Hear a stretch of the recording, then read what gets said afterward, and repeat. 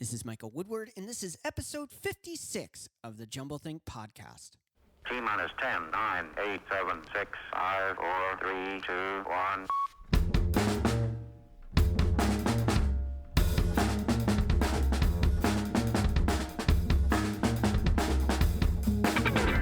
Welcome to the Jumblethink podcast, a podcast focused on telling the stories of dreamers, makers, innovators, and influencers. Along the way, we'll give you some tips of how you can chase your own big idea and dream and make it a reality. On today's episode, we have Ilan and Guy Ferdman. More about them in a moment. Next week on the podcast, we have two incredible guests. On Monday, we have Hamilton Perkins, founder of Hamilton Perkins, a designer bag company creating something pretty incredible. You're going to want to check that out. And then on Thursday, we have Dustin Matthews. He is the co-founder of Speaking Empire. He's written a ton of books and a whole bunch of other stuff. Really, really cool episodes coming to you next week. Not only is the Jumblethink podcast on iTunes, Stitcher Radio, and so many other great places, but we're now available on YouTube. We want to make sure that you get the content where you like to watch it or listen to it. If you go over to YouTube or iTunes, Stitcher Radio, or any of your favorite places to listen to podcasts, make sure you subscribe to the podcast. That way you never miss an episode. You know what's coming up and all the incredible things happening at Jumblethink. Now let's jump into today's interview with Ilan and Guy Ferdman.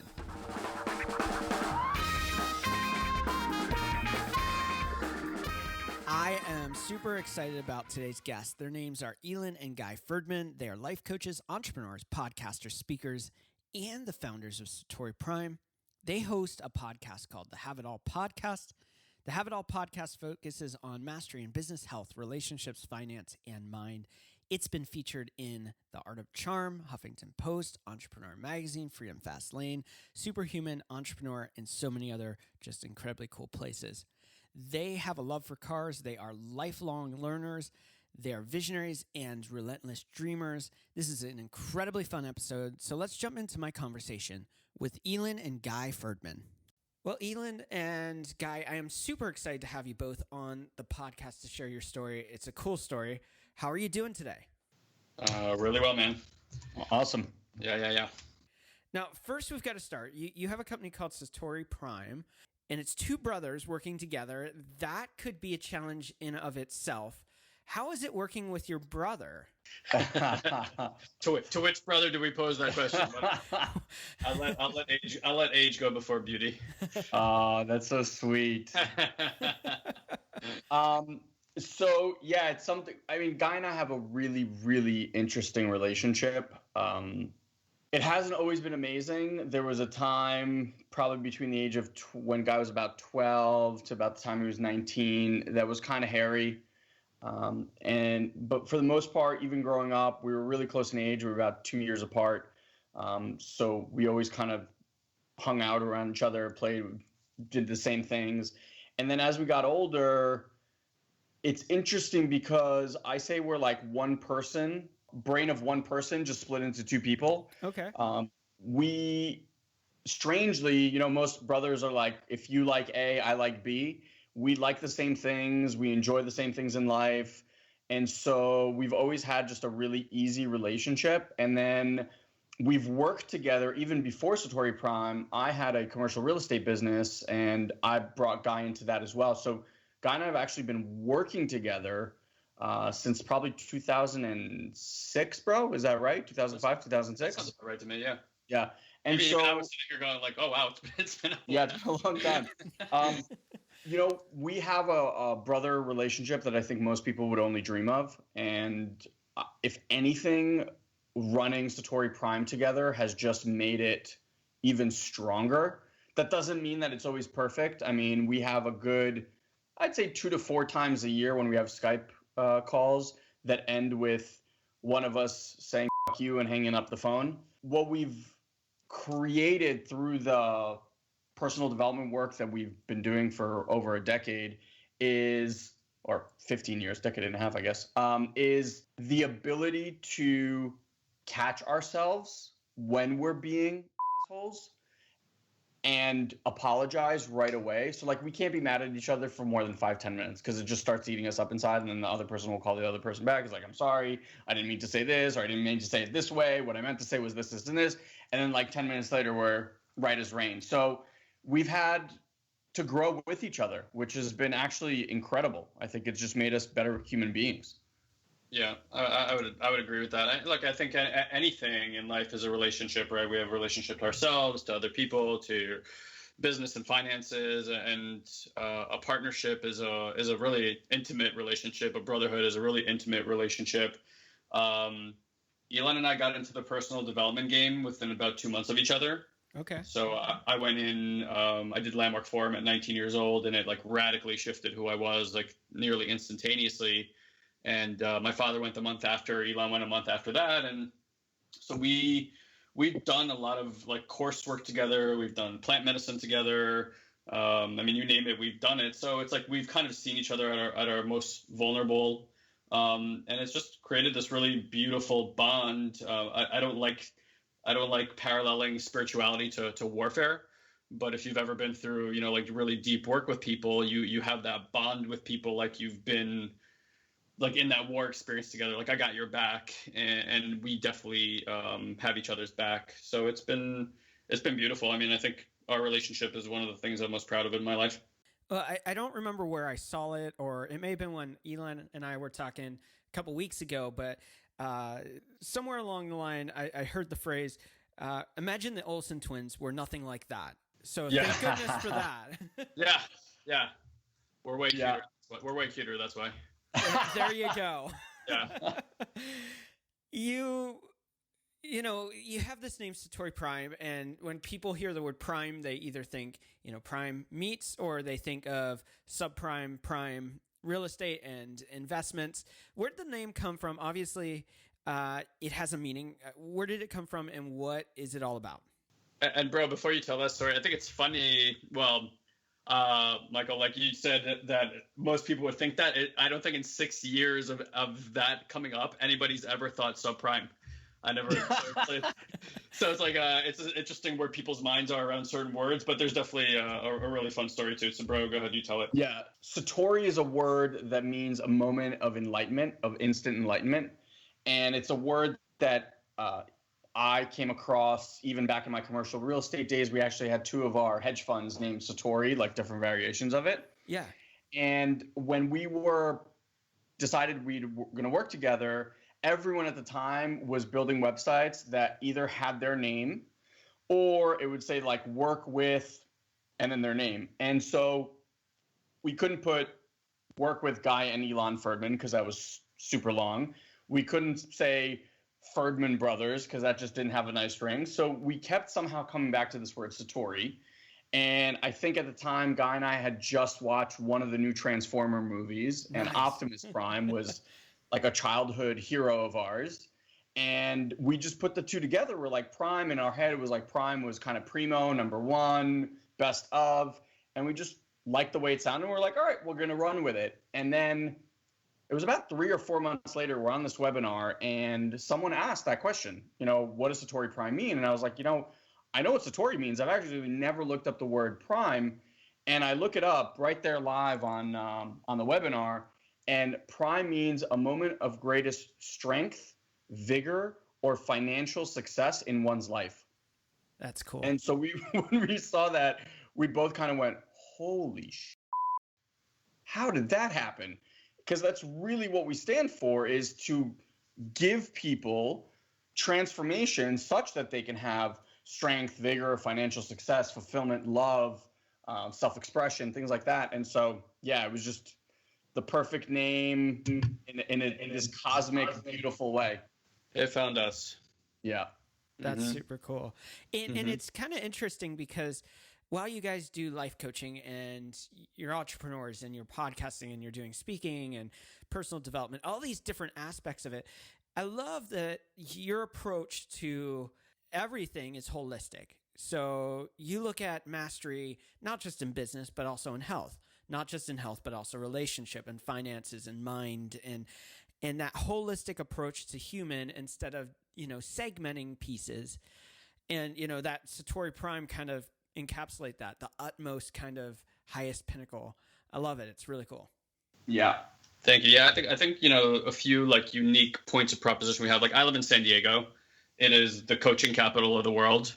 Prior to that, we lived in Jersey, in the bagel capital of the world, a little bit different. But yeah, it's like what's interesting is I definitely find in the coaching industry now people specialize. Like I'm a love coach, I'm a business coach, and that's great. Elon and I. It's funny because I think coaching, mentorship, all these words have kind of been muddled. Like mindfulness has been muddled, and it's fine. Muddled, not muddled, doesn't really matter. Ultimately, like Elon and I had vision of creating and are creating a movement. And a movement is like the awakening of our species, is the enlightenment of man. Whether that's important to you or not, it's important to us. And we just saw an opportunity. So it's like, life lived is not just lived in your health, and it's not just lived in your business. It's lived in your relationships, and it's lived in your spirituality, and it's lived in the quality of your connections and how you feel about your body and the state of your wealth and all those different things. So when we looked at it, and it's funny because people ask me to this day, what do you do? And I sometimes feel like I trip over my own words because I don't have the like, oh, I work with people on their on love, or I work, help them get 6-packs or anything like that. I'm like, just come to me. It's almost like I think of myself as like a dance instructor, and I'm just gonna like dance with you and like feel what it is that the next best step for you to take in your personal evolution is.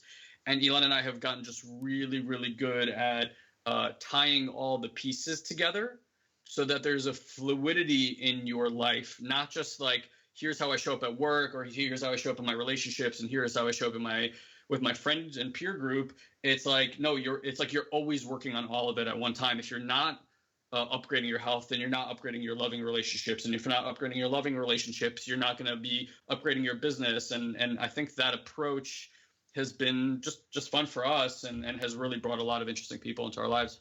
Well, and for me personally, when I hear that, I think of like, well, if I'm not feeling good, it doesn't like all of a sudden I walk into my office and I go, oh, I feel great.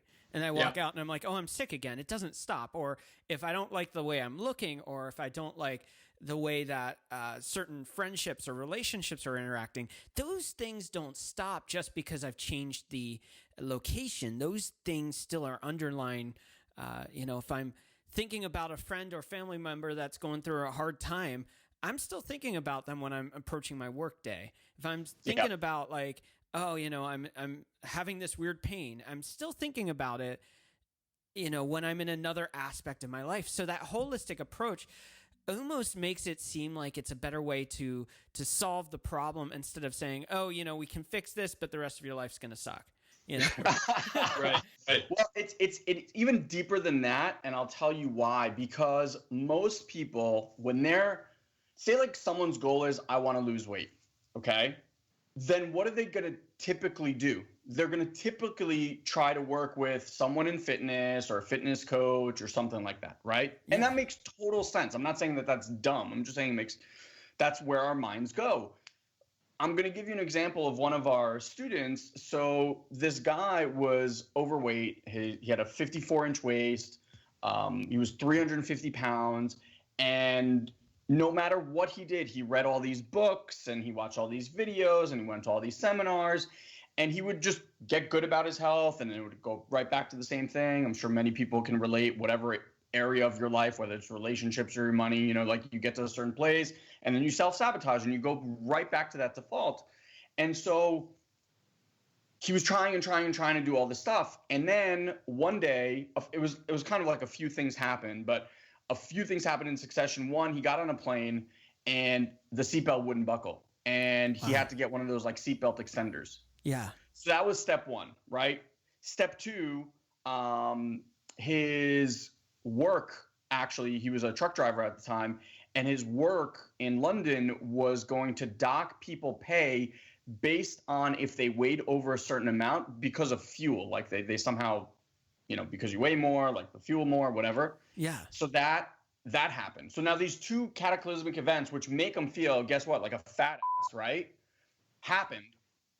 And he's like, okay, I got to do something about this. And still it was like, just to get that train moving down the tracks didn't really happen. So then he gets a call from his daughter, who found the man of her dreams. He had just proposed to her. They were getting married. They picked a date, and that date was, I think it was like 9 or so months down the road in the future. And guess what? As soon as that happened, the weight started coming off, because in that moment, as soon as he realized his daughter was getting married, now it was like, how do I get to show up as a father to my daughter on her wedding day? Wow. What does that get to look like? And guess what? All the things that were super hard before, like, oh, I can't give this up, or I love drinking, just fell, like literally fell. And if you talk to him, he's lost since that date something like over 100 pounds, like 103 or 108 pounds last time I checked with him. Wow, that's crazy. Effortlessly. Wow. Effortlessly. And so when we talk about having it all, the reason we talk about that is, so one other cool part is, in doing this, right, he realized, well, guess what? I'm not the only trucker that's struggling with this. There's plenty of other truckers. He built a business around helping truckers specifically be healthy and fit. Business started blowing up. Now, he had massive things around business for years that he was trying to get off the ground.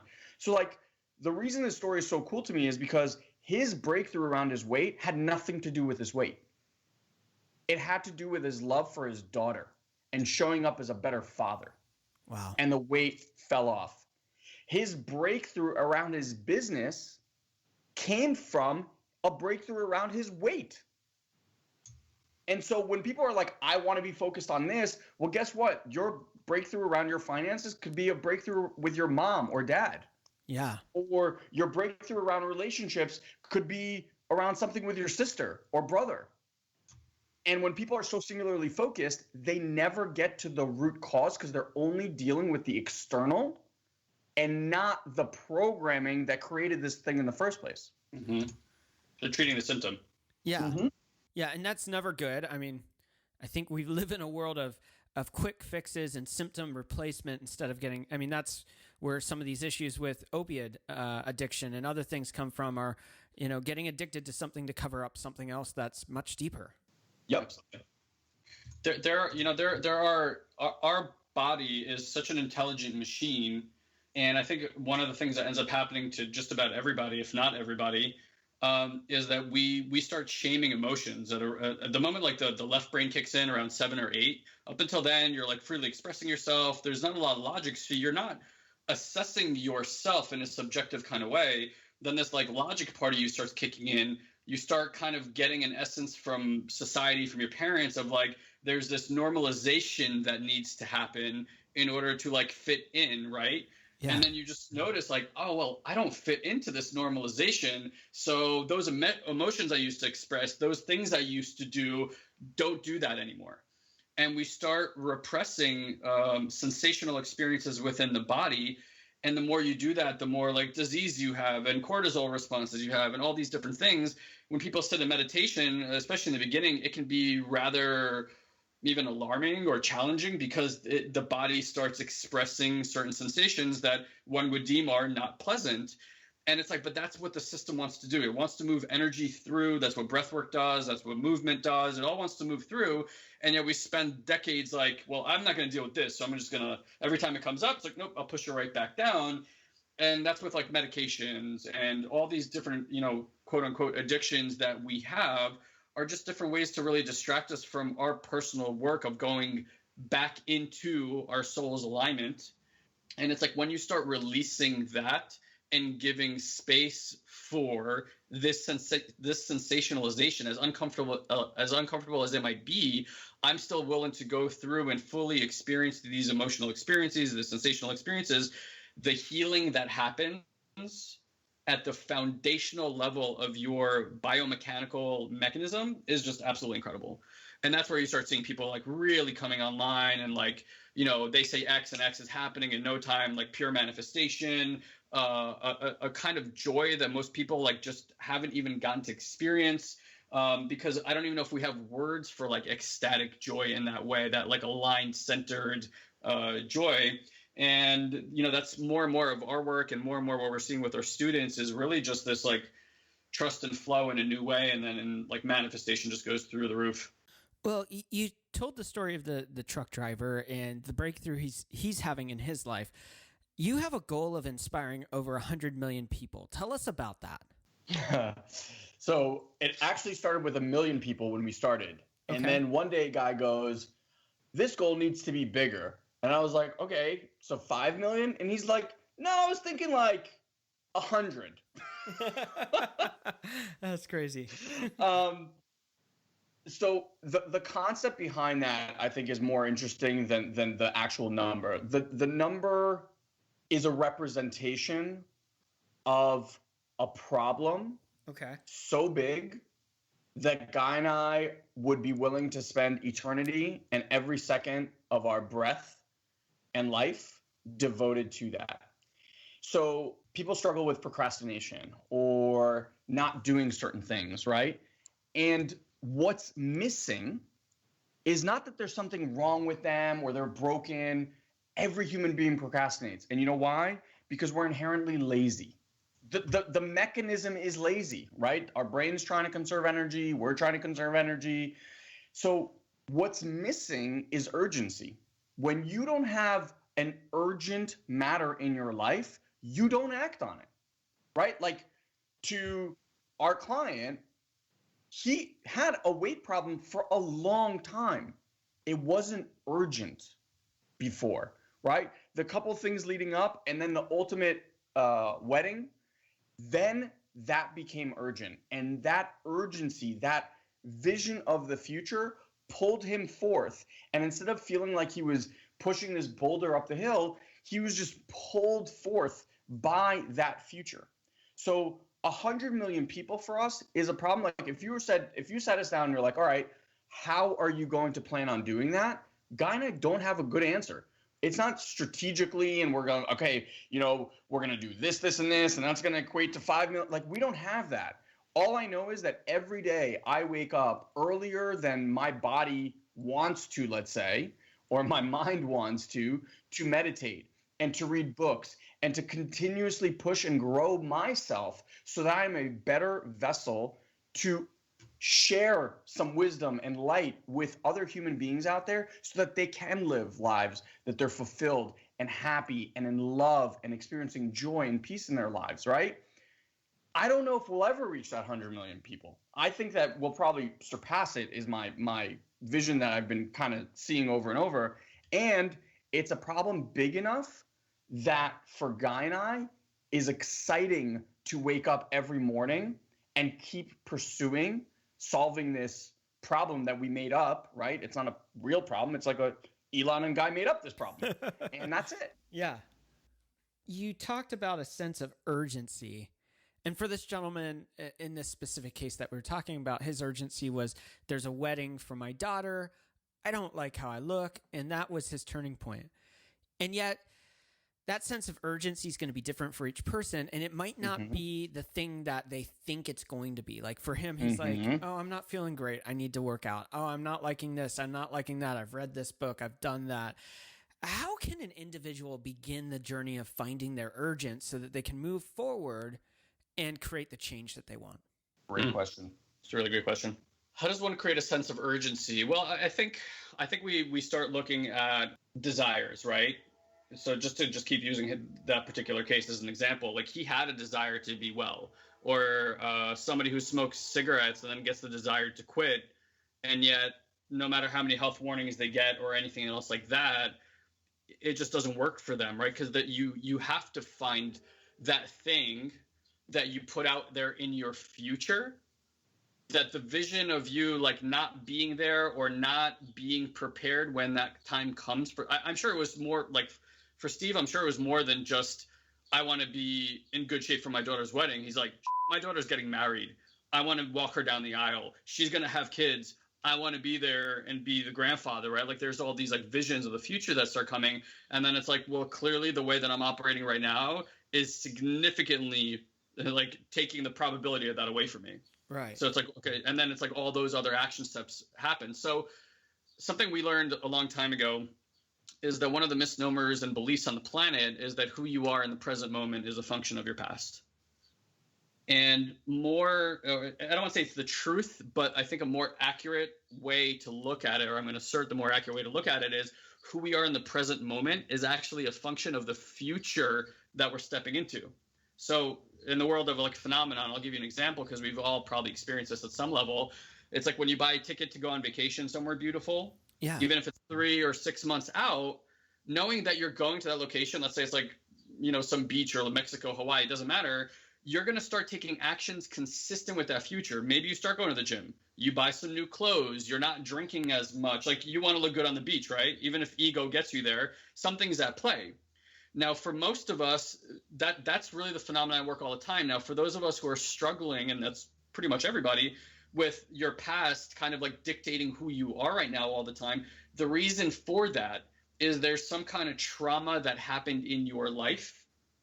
And instead of leaving that trauma in the past, you misfile it and put it into your future. It's like you bought a ticket for that future. It's like, I'm no good.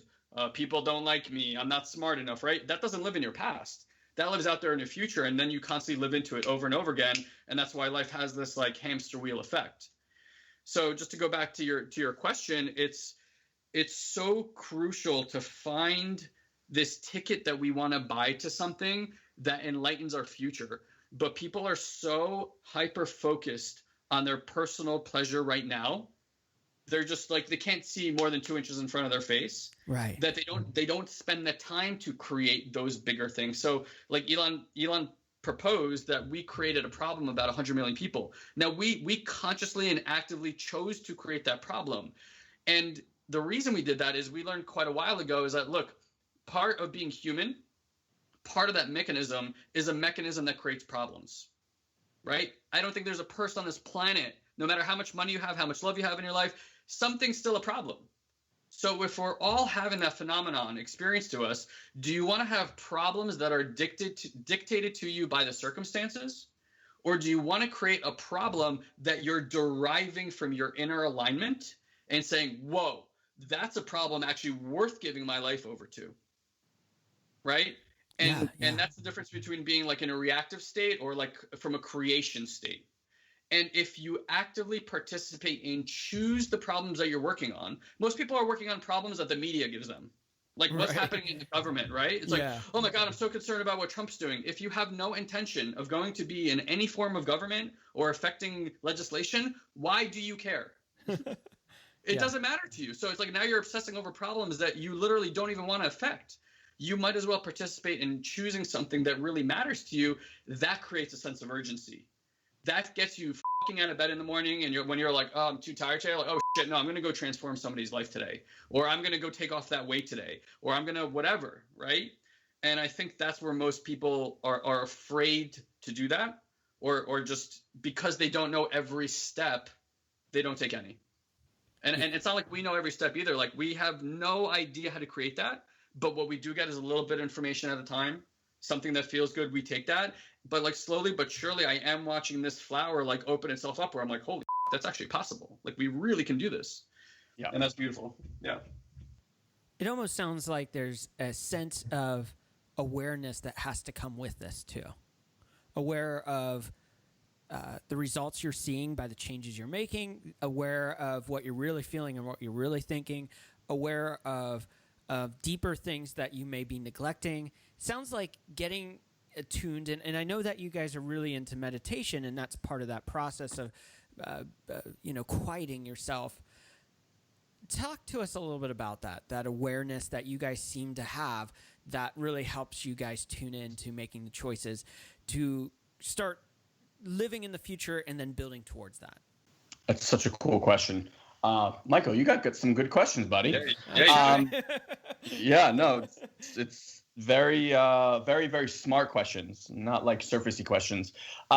So I'm going to just say that I'm rereading now for I think either the third or fourth time an unbelievable book. So if any of the audience members have not read this book, I cannot recommend a book any higher than this one.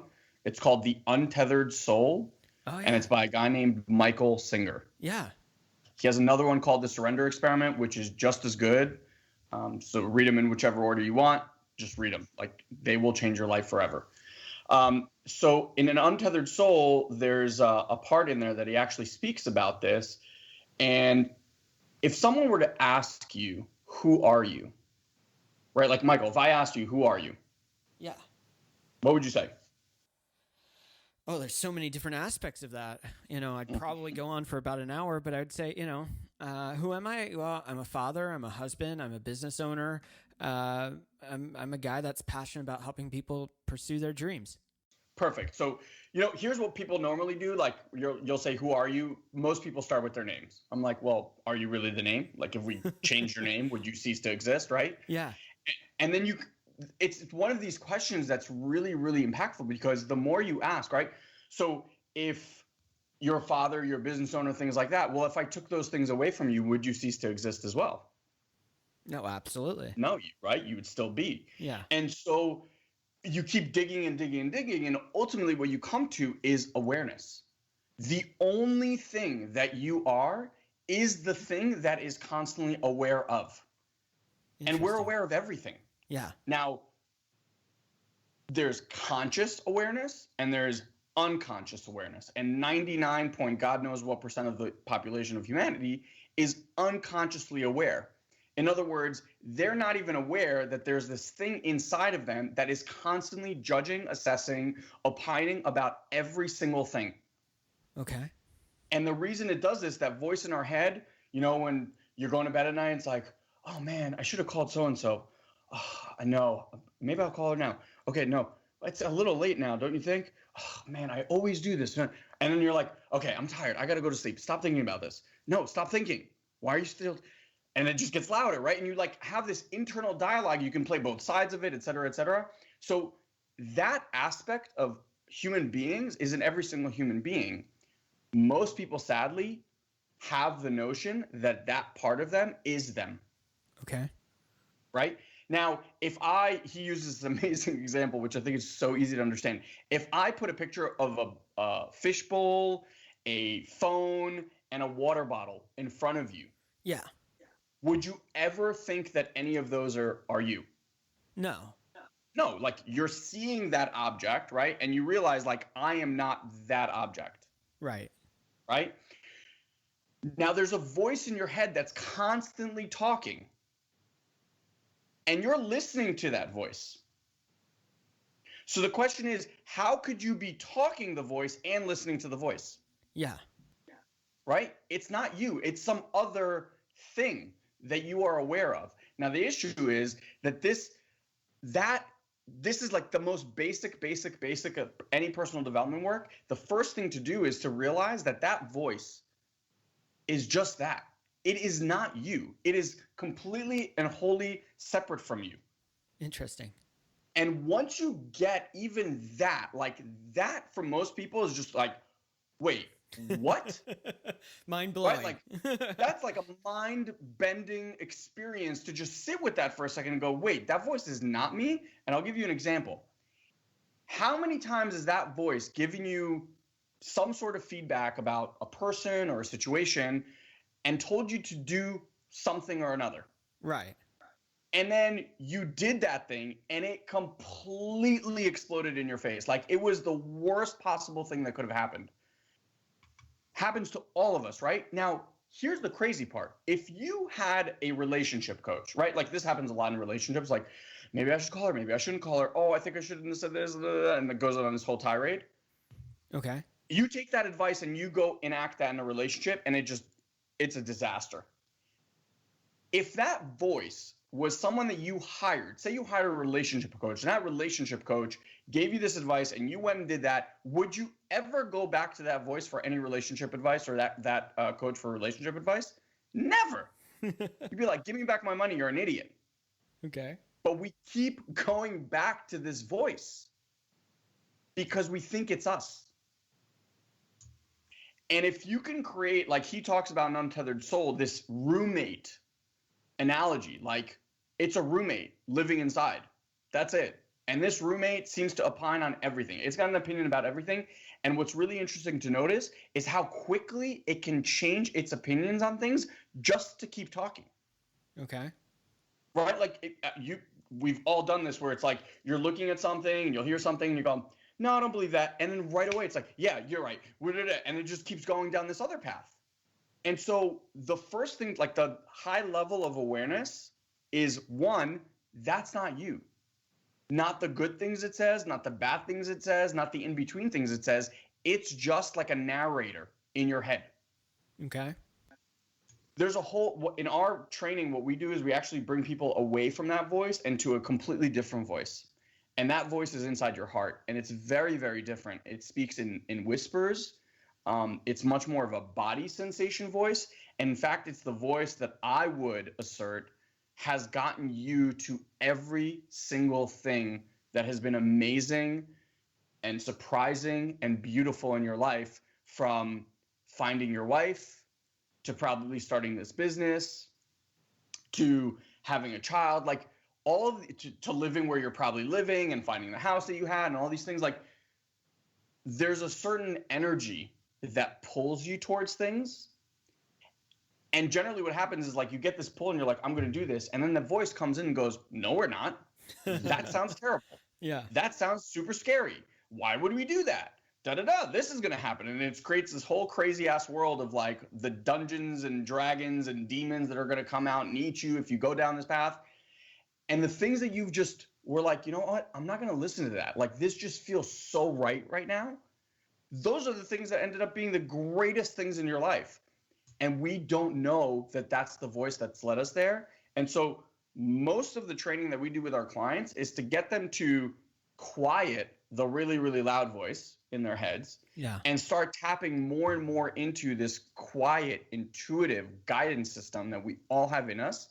And when you do that, life happens so quickly and magically. It's just like an unfolding of dreams in front of you. And that's the ultimate awareness, is that. And then in between, there's like all these other awareness of, like, you know, how I be as a father and how I be as a husband and how I be as a brother and how I show up in business. And like all of these things, the more you're aware of them, the more choice you have.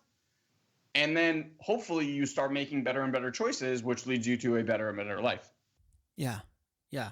Well, it sounds like, you know, there's tons of analogies that could be made based on what you're saying here. And, you know, the classic one is, you know, you got the little demon on one shoulder, you got the little angel on the other shoulder, and the voice of one is lying to you, telling you, do this, is going to be awesome, it's going to be fun, and it's loud, it's got the megaphone, and the other one's real quiet, real whisper, and it's just like that gut instinct that says, this feels right, I feel like, okay, this doesn't feel right.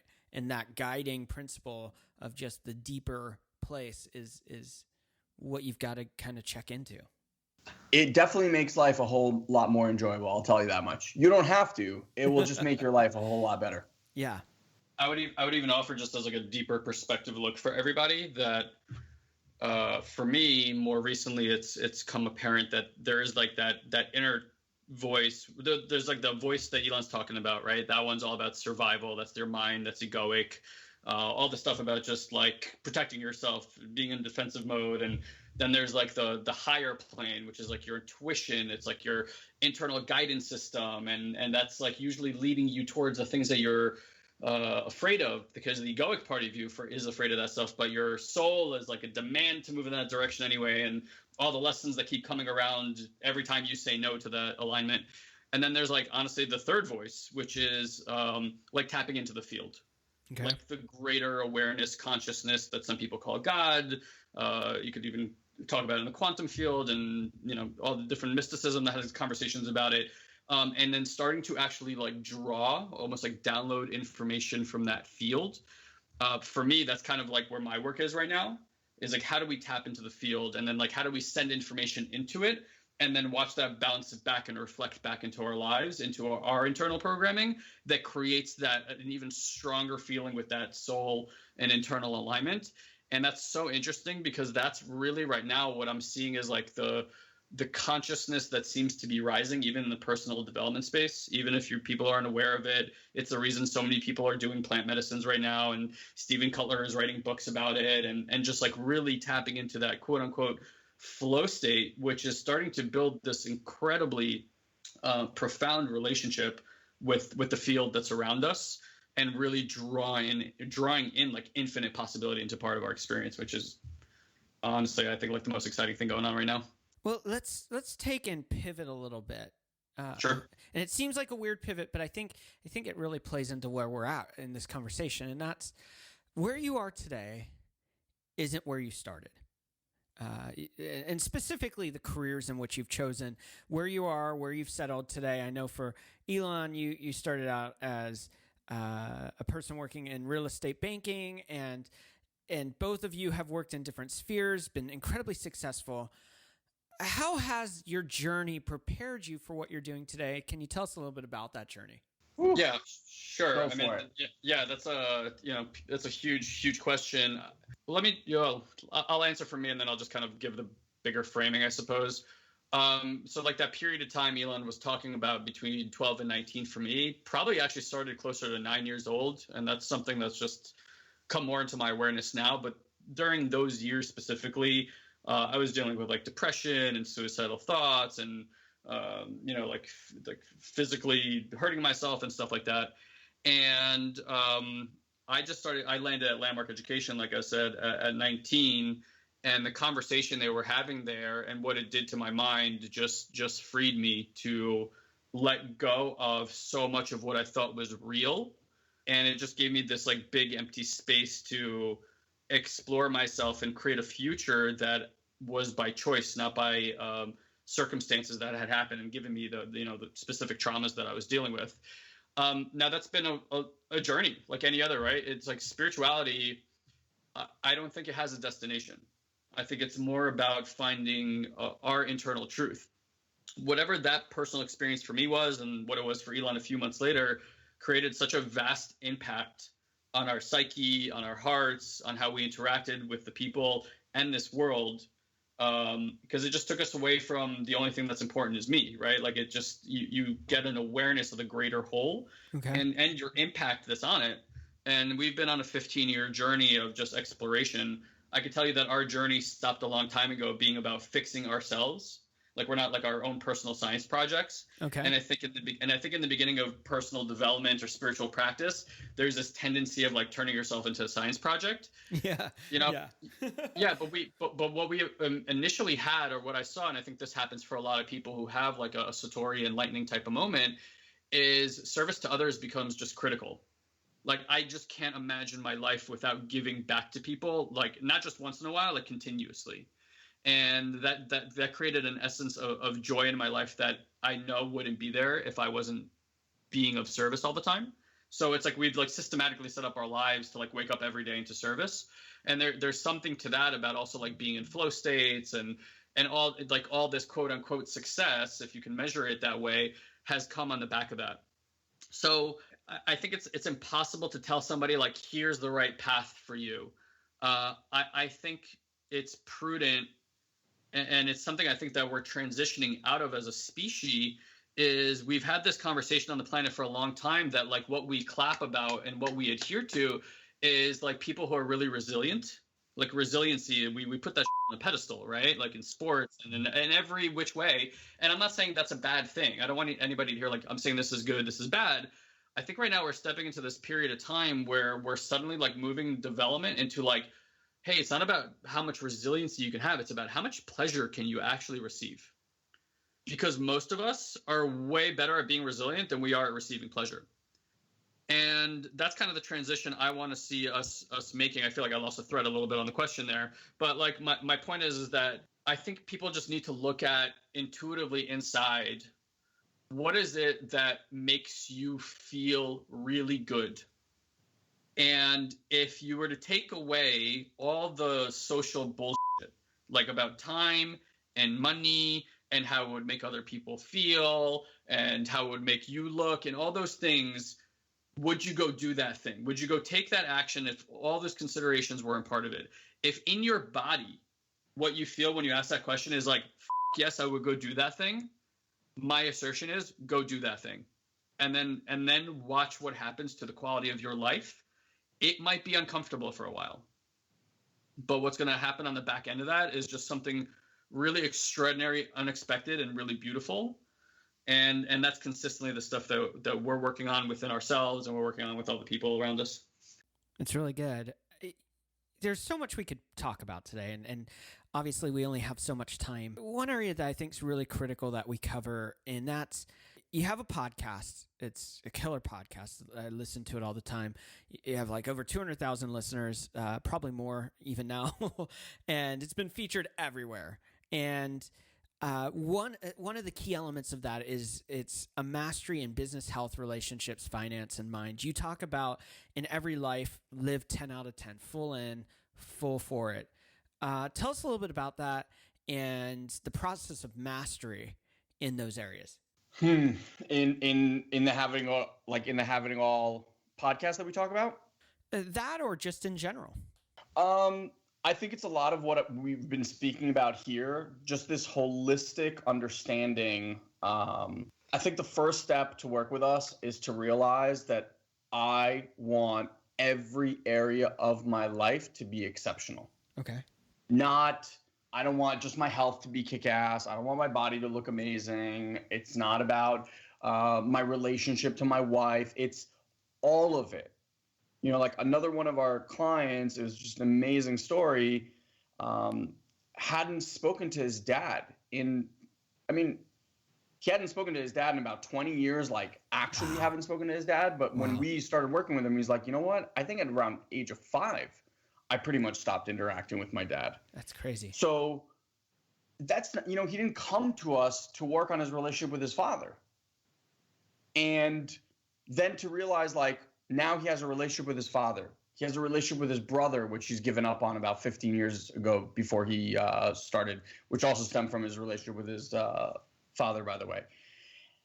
That all led to have a better relationship with his wife, who he thought at the time he had a good enough relationship with his wife. And like, I think being willing to inspect all of the areas of your life and realize that they're all interconnected, because the way you operate in one area of the life is the way you do it in all others. Like we say, the way you do one thing is the way you do everything.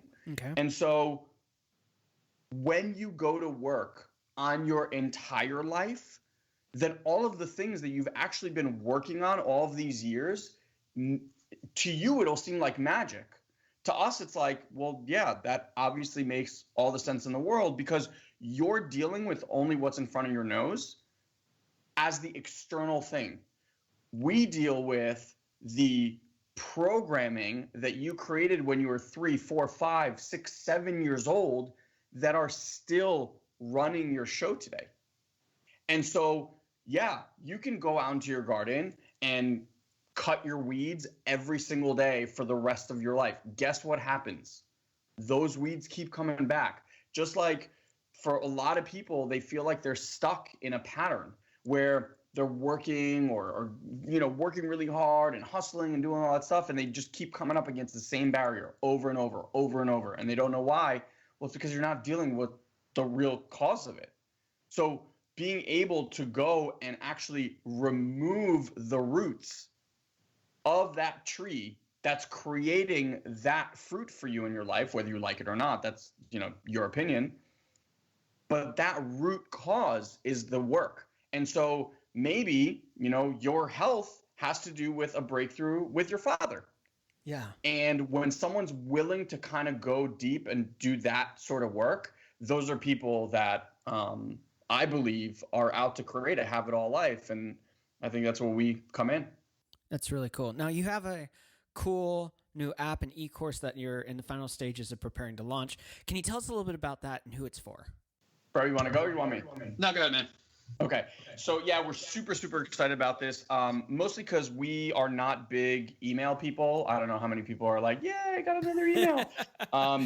So we were like, we're so done with it. More personally, it was just like so annoying. I don't like email. And we just kind of realized, people are on Facebook apps and Instagram apps and things like that. And we're like, well, wouldn't it be cool if we can create an app where we can give people a tremendous amount of value, and then they can go through it on their own time, plug into an amazing community of like-minded people who are going through the same thing, and then we just create this group of thinkers and innovators and dreamers and people who are up to in their lives, and we brought us all together in an environment where I think people enjoy communicating in an app where they know that everyone's kind of up to the same thing. And so, yeah, we've been at it for a year plus kind of mapping this whole thing out. And yeah, people love it. It's really cool. You can grab, when you first register for the app, we give you a 10-part little series that's been made from a live event that we did most recently. And it just gives you amazing tools and ideas and questions to ask yourselves and think about. And then from there, yeah, we have like a slew of different products. We just launched a brand new course. It's a masterclass. It's a 100-day masterclass. And it basically walks through the 5 pillars that one must have in order to achieve the goals and dreams that you've wanted in your life. And so if you're one of these people that kind of like feel what I just described, where you're at it and you're working really hard and it just kind of that dream keeps eluding you, I guarantee that one of the causes is one of those 5 pillars, or maybe more, but at least one is 100% missing from your equation. And so our masterclass basically walks you through how to achieve those dreams in your life and do it quickly. How can people find that? Bro, it's at app.satoriprime.com, right? Yep, app.satoriprime.com. Perfect. And there's also on iOS and Android store, if you just search Satori Prime, you should find those apps as well. And there's also a 10-part mini class in there for free that is like excerpts and like pretty paradigm shifting, mind altering ideas from our live event last year. That's really, really awesome. I highly recommend that too. Cool. Now you have the podcast, you have live events and retreats, you have the new app, you have the e-courses. What are the best ways for people, if they're resonating with you or they want to dive deeper into this thought process, what are the best ways for people to connect with you? The easiest way to find anything about us is just to simply go to our website, satoriprime.com. But I have to say right now, like, we're transitioning all of our communication through the app. So download the app and then you pretty much have access to us, to our community. We let people know on there. It's still like a constantly evolving project, but we're going to let people know about the podcast that we've just launched on there. So if you like this kind of conversation and you want to be around people having this conversation, I would say definitely grab that app. And then just once you grab the app, you're opted into our list. And then from there, we can communicate with you. We do a lot of Facebook Lives. We have podcasts twice a week. We have Facebook Lives twice a week. We're hosting a webinar now for the next month to roll out this 100-day masterclass. So that would be the best place. Mm-hmm. It almost sounds like instead of just creating programs, which I think most coaches do. Here's my program, sign up for it. You're going to get an email a day. Oh, we have a mastermind. Oh, we have this. What you're trying to really do is create community around these ideals, these ideas, which is pretty incredible. Yes, absolutely. I was going to say Satori Prime is an idea. Like 100 million people's lives will be transformed by the idea, not by Guy and I. And we got real clear that this movement is way bigger than us. And in order to do that, it's going to take a movement of people, like-minded people who want a better world. They want to leave this place better so that other human beings live a better life. You know, we got asked just recently to come speak in front of parents who are raising kids and how to raise kids with these kind of conversations. Like, that lights me up. Imagine kids not having to go through 20, 30, 40 years of trauma and pain and all of this kind of stuff because they get these tools when they're first born. That's amazing. That's a world that I want to live in. Mm-hmm. It's really, really good. Well, let's jump into some rapid fire questions as we wrap up this episode. You're both visionaries and you use the term relentless dreamers. I love that. I resonate with that. That's who I am. And I think there's a lot of people who are that don't know how to go to the next step. So the question is, what are some tips you would give to someone with a big idea or dream and they simply don't know where to start? Yeah, I would just say get back into some form of education.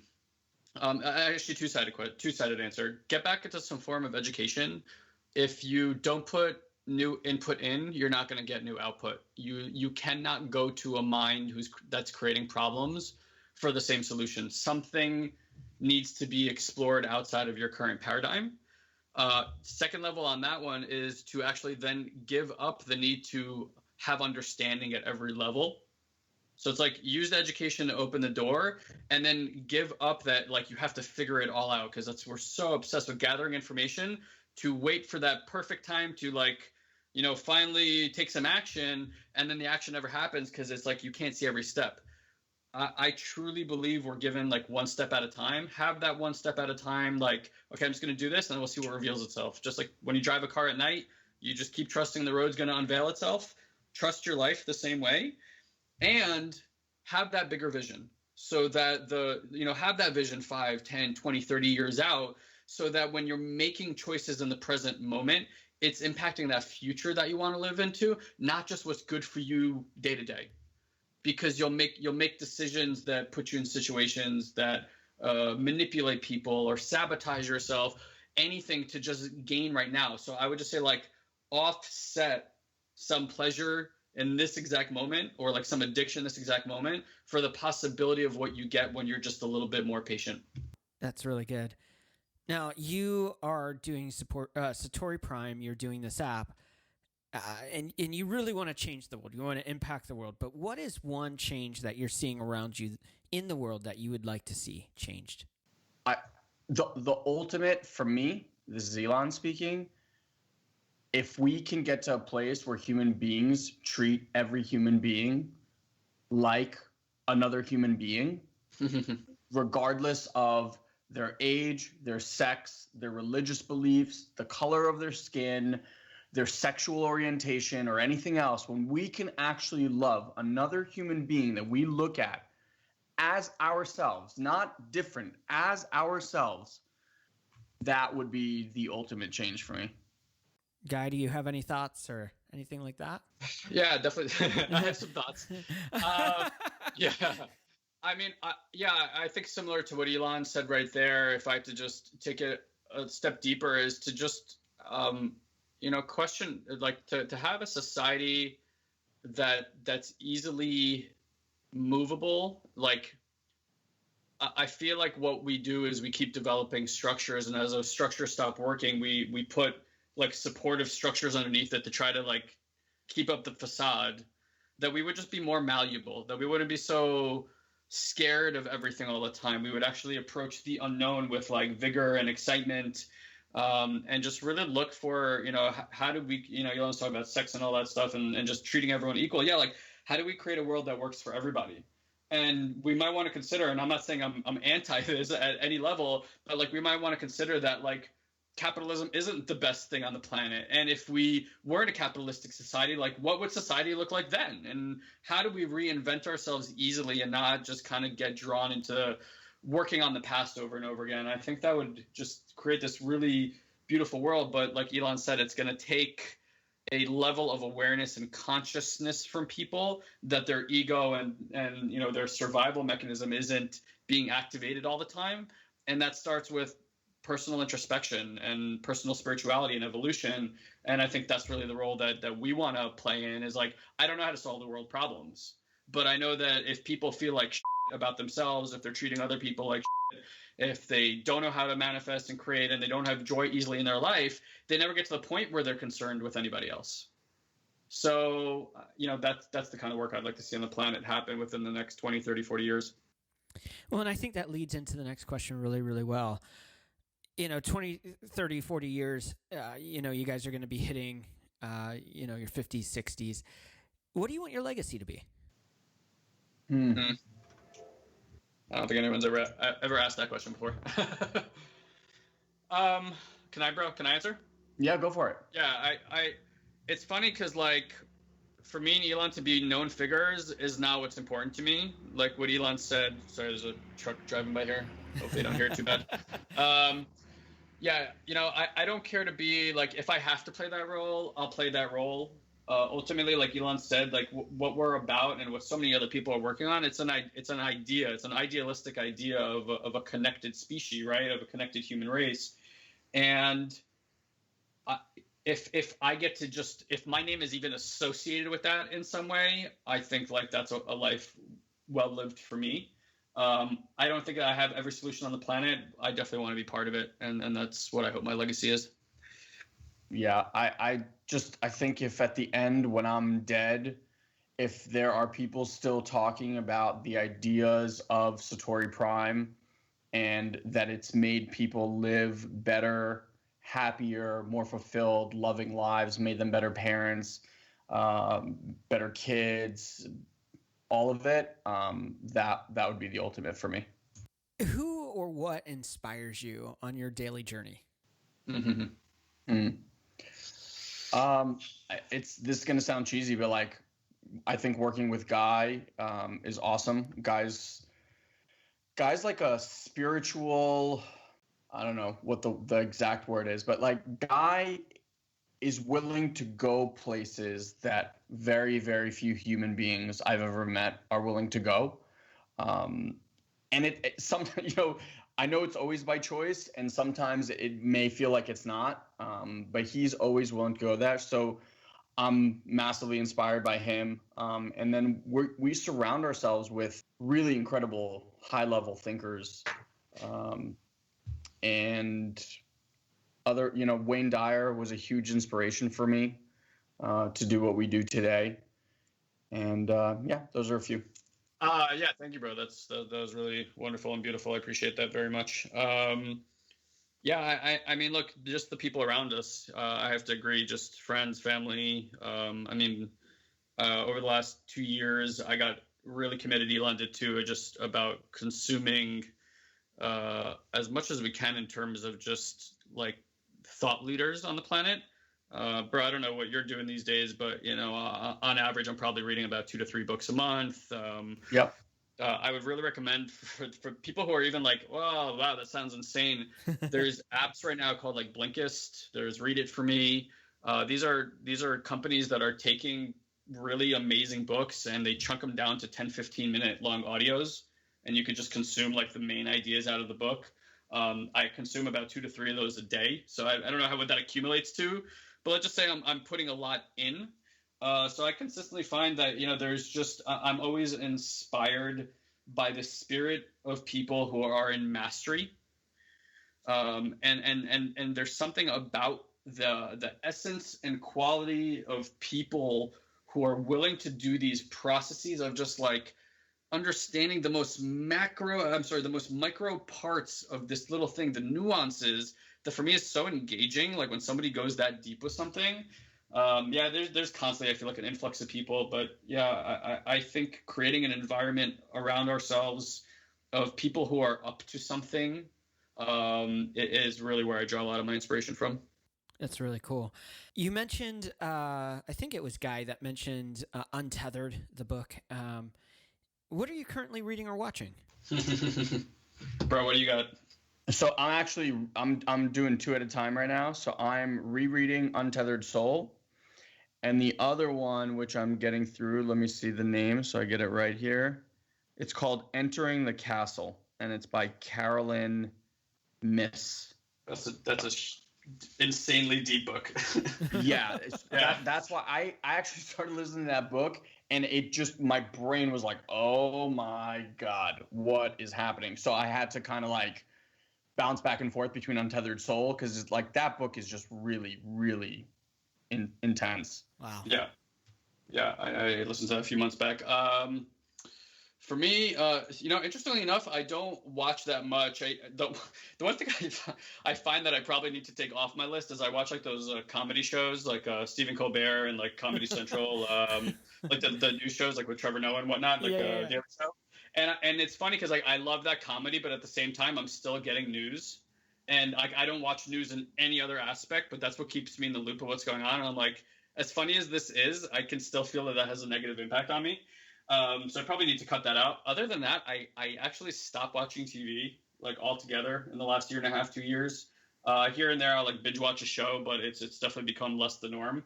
I read Sapiens, was a book that left an impact on me recently. I just reread Mastery of Love. I'm reading Russell Brunson's Expert Secrets right now.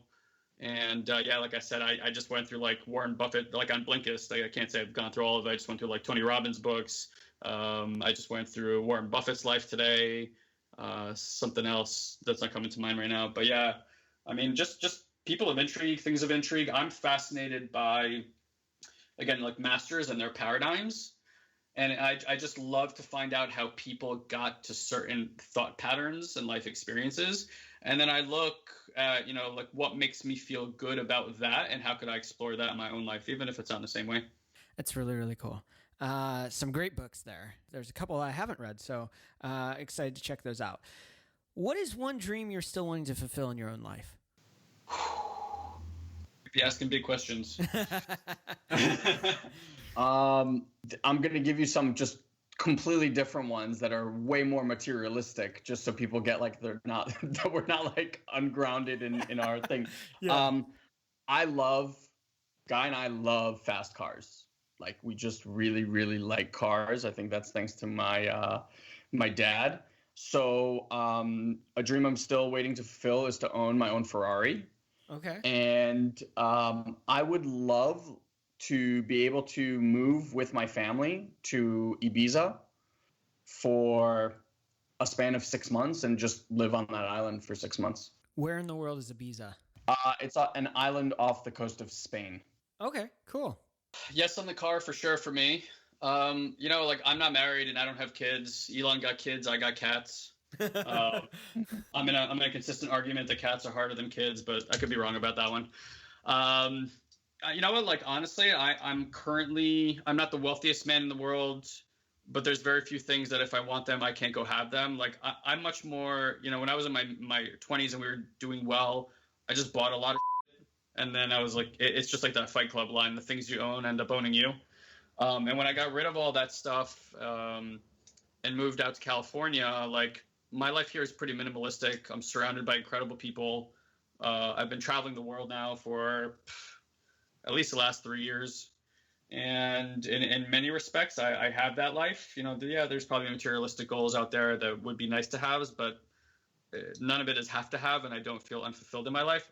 Honestly, the one thing that's missing for me, and this is just really a vulnerable share, is like having a partner. Okay. That would be like, for whatever reason, I can innately feel like someone who can meet me at that level would significantly upgrade the quality of my life. Pretty incredible. I usually end with that question. I have one more question for you guys. You mentioned it slightly, and I like cars a lot. My dream car is a Porsche 356 Outlaw. What are your dream cars? That's a good one, dude. Mine is the Ferrari 458 Speciale Aperta, which is the convertible version. Yeah. That's it? You only got one? That's the one that I'm aiming for. I have to agree. Like, I saw that the new, was it 812 Superfast? Yeah. That one's doing it for me for sure. Yeah. But like right now, I think if I had like the car that would really make me happy, or at least in my body feels like it would make me happy, is a McLaren 570S. That'd be nice. That'd be nice. I saw one the other day, actually. Strangely. Yeah, they're beautiful. Yeah. This one was in like fluorescent green. It was weird. Yeah, see, that's cool. Like, you could do that with that kind of car. You can. The thing is, like, with really like high-end supercars today, it's like, yeah, they're so livable, and it's amazing that we've gotten to a point where these cars are not exploding while you're driving them. But it's like that raw appeal of like not having computers drive the car. There's very few cars out there like that, which actually makes like that McLaren like more appealing to me than going to get like a super high-end supercar. Yeah. Well, it has been a lot of fun to talk to both of you, Ilan and Guy. I love the insights that you've shared. Thanks for taking time out and sharing your story, your insights, and your heart for the future. Absolutely, brother. Pleasure. We appreciate it. Great questions, Michael. Great questions. Really enjoyed it. Yeah. I want to thank today's guests, Ilan and Guy Ferdman, for taking time out to share their story and what they're working on. If you want to check out more on what they're doing, you can go on over to jumblethink.com and check the episode notes where you can find links to all of their social channels and website. On Monday, we have another incredible guest. His name is Hamilton Perkins. It is going to be a lot of fun. He's going to share a little bit about how they're diverting plastic bottles and making custom designer bags from those plastic bottles. He recently returned from a trip to Haiti with the Clinton Foundation, Super cool guy, incredible story of what he's creating. Make sure you check that out this Monday. We release new episodes every Monday and Thursday, and we don't want you to miss any episodes. So swing on over to iTunes, YouTube, or the favorite place that you have to listen to podcasts. Make sure you subscribe to the podcast so you never miss another episode. Thanks for tuning in. I hope that this episode has really encouraged you on your journey to chase your big idea or dream and create the world you want to live in. Les mères de famille, les enfants, peuvent également prendre un moment revitalisant dans quelques mois, lorsque vous aurez bien saisi la technique et que vous serez maître de votre corps. Vous pourrez vous décontracter même en travaillant.